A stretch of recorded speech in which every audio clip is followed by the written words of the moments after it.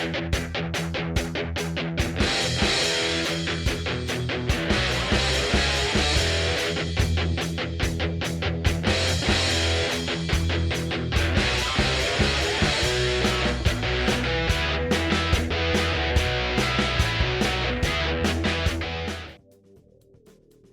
lost more money on that one. Gaming is for morons. Sandbox gaming is the worst.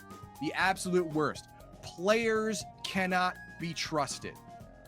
A game master who runs a sandbox campaign, to me, is exactly like a babysitter watching 6 children running around with scissors. Sooner or later, someone's going to get hurt, and the game master is going to get blamed for it.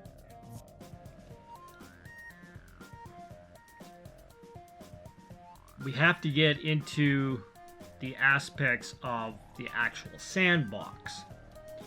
Now, some players have, some GMs have problems with their players where they go running around, doing random stuff, not grabbing hooks into certain ideas. Oh, there's a tower over here. Okay, so we put a tower over here. And say we put a castle over here.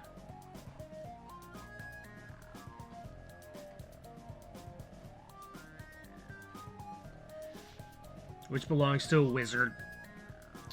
So here I'm giving players on the map options. So got a ruin. Oop. Castle, dungeon, got mountains over here, hills over here, forest over here, forest over here, over here. Players can go running around through here, anywhere, because this is the known world to them. I haven't presented anything off the map. And as soon as you as a game master do that, present things that are off this grid, they exist. And then it becomes a free-for-all for the players to go visit those places as well. So if you only want the players to have choices like this, you present what is known to them. If you give them extras, because your mouth is going to be your worst enemy, and you aren't prepared for those extras, they're most likely going to go for those extras. So just keep in mind, because Murphy's Law, they're going to go for the places that you have least prepared for. Alright, so you got to make sure that you prepare for this castle. You prepare for this ruin. You prepare for this dungeon. You prepare for these woods, what they would find in there. You prepare for these woods. You prepare for these woods as well. You prepare for these hills, what they would find in there. You would prepare for this mountain range as well. You would also prepare for this village if that's where they're starting. Alrighty? So you have all these locations that you need to fill out and you need to prepare for.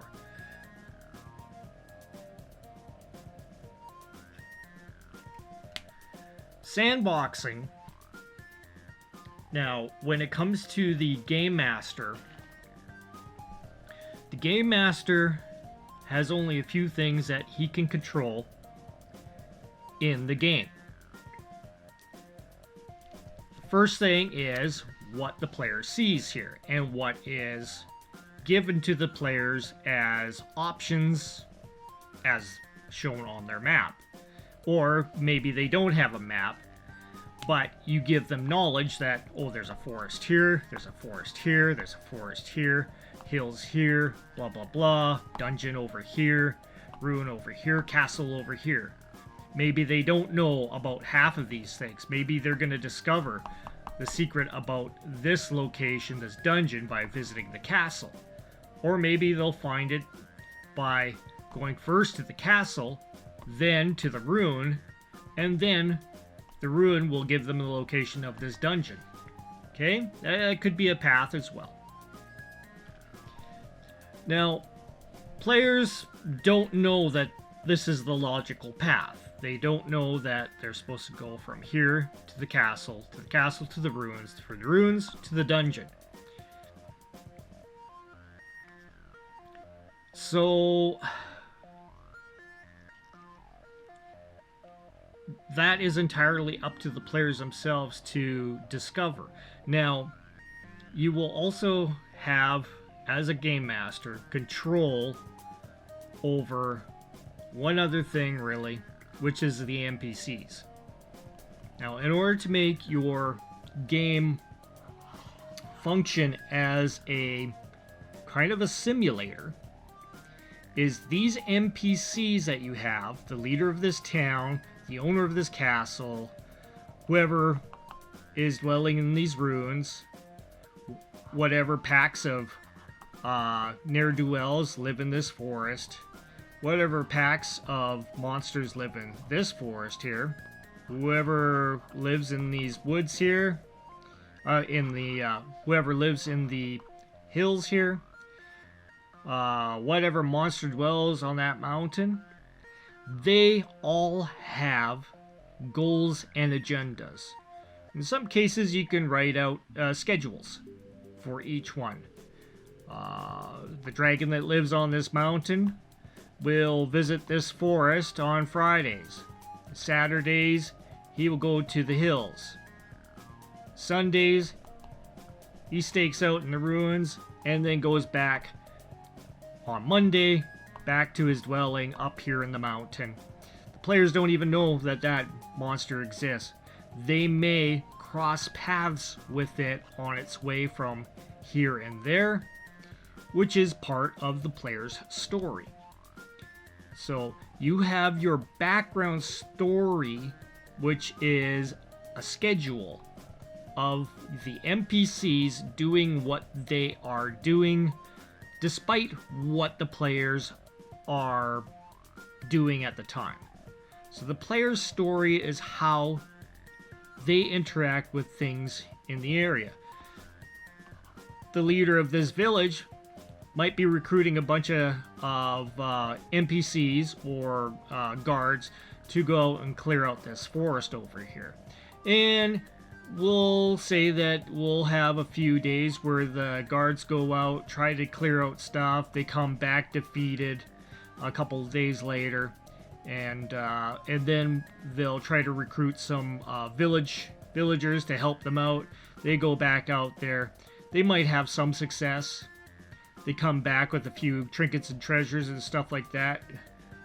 And then a week later, hire an actual adventuring party, which may be a party of NPCs. You know, it all depends on the timeline here of what the players are going to be doing in the meantime.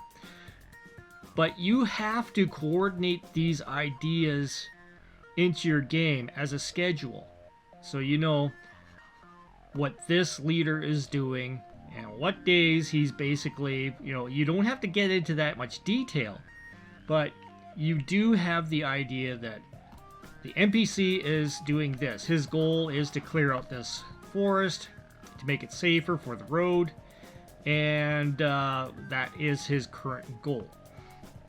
The owner of this castle over here might be some mad wizard or something like that. So the wizard here is doing a study on this rune, and that's the reason why he has information about this rune over here that the players don't have any idea exists yet.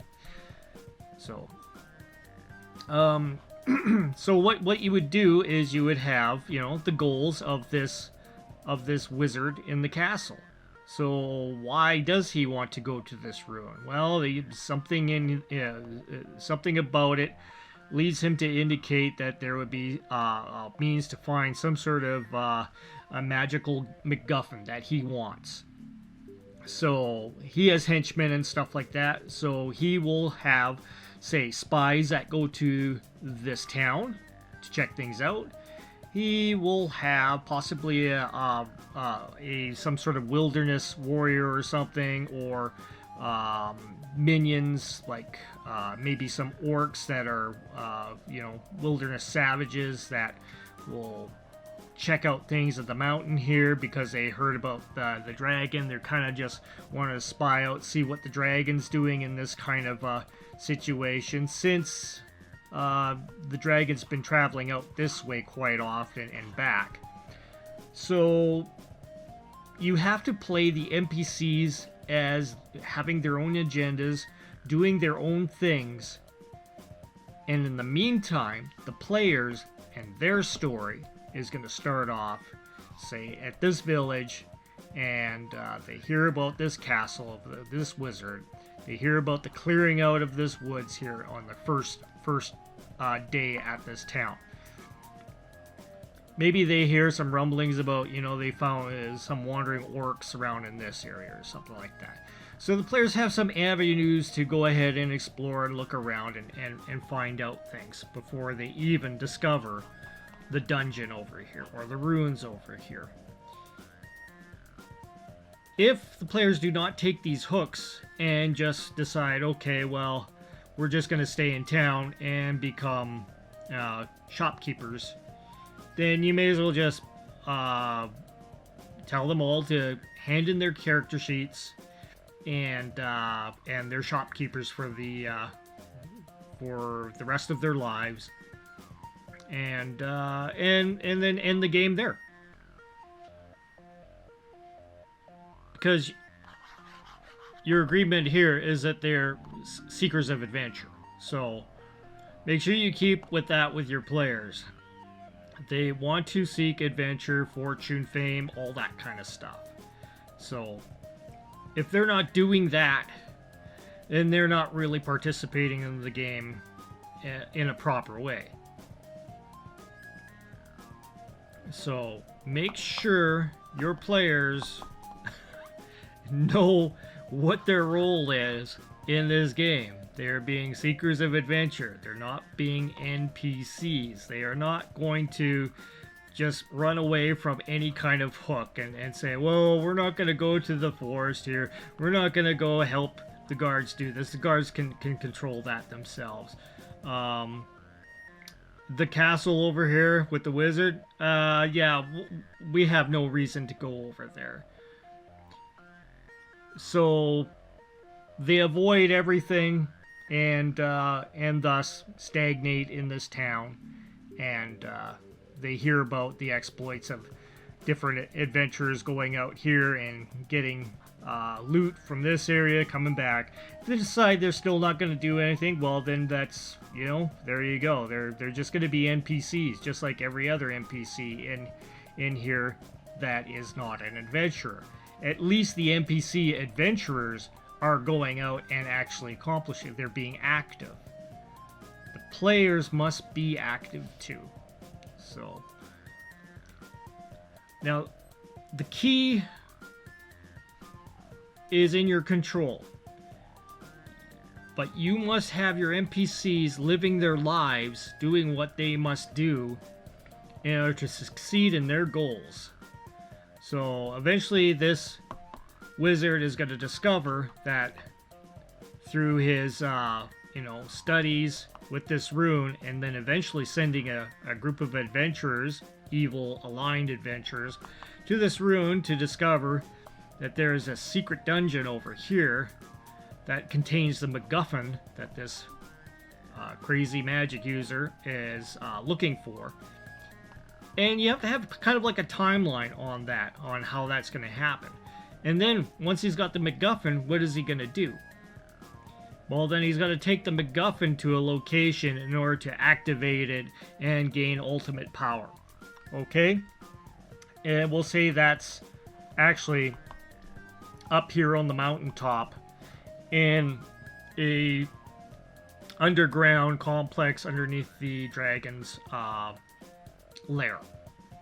So we'll just say, for example, that's what that's all about. Now, the players still have to be able to catch wind of something here, that something's going on. So this little side quest has really nothing to do with what's going on with this wizard over here. These orcs here and this may have some information about this wizard over here because he's been recruiting from them, and they may divulge some information about this wizard hiring a few of their warriors to adventure out in the mountains and check out things with this dragon. So they may have heard rumors about that, and it might divulge that to the players, depending on how the players approach it. Or they may end up acquiring that information by raiding one of the orc lairs there and finding out that information as well.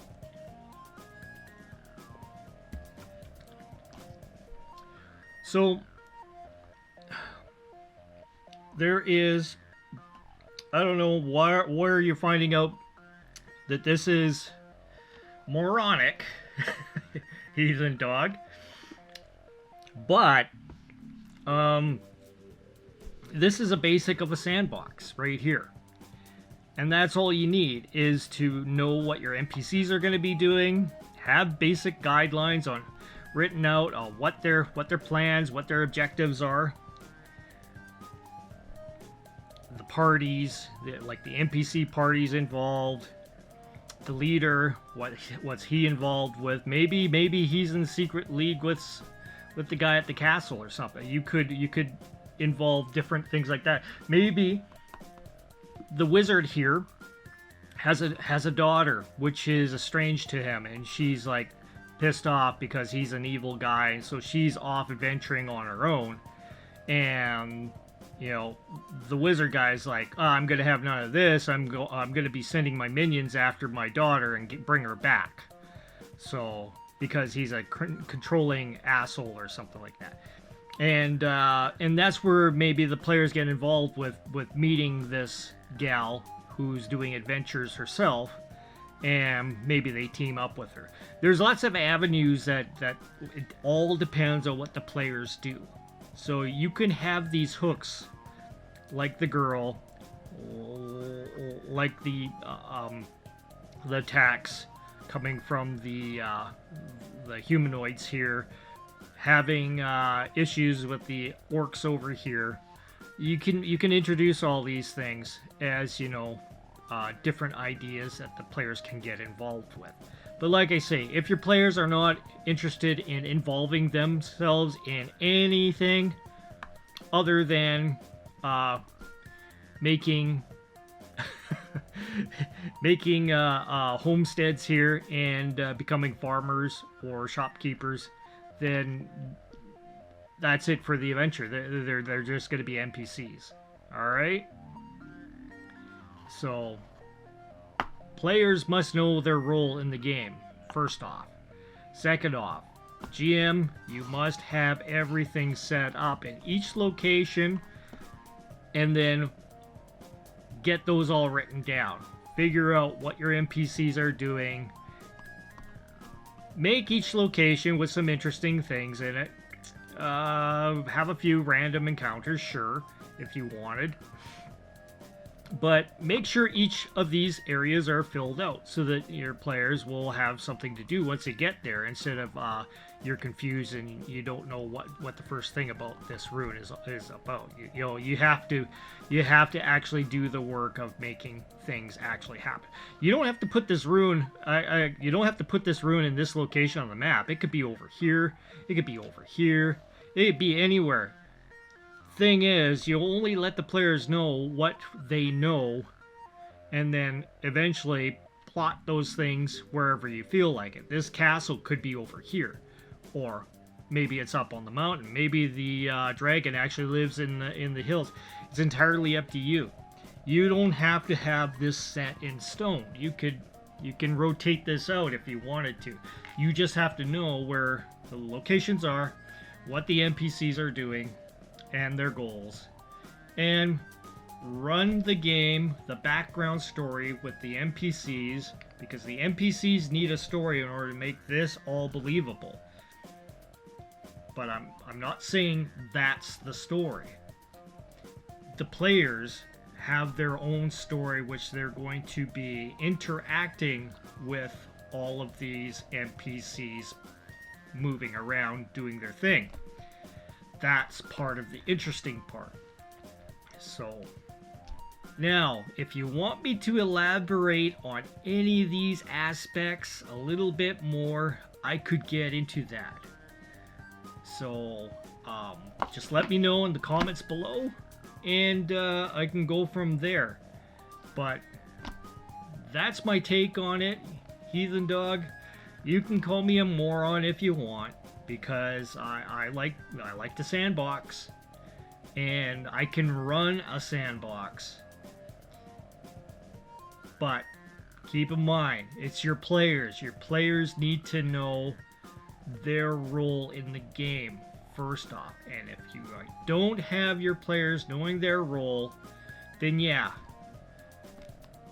the game master's a moron for having these players play as NPCs. So that's the way it goes. Alrighty, hopefully talk to you guys soon. Thanks for watching. Bye.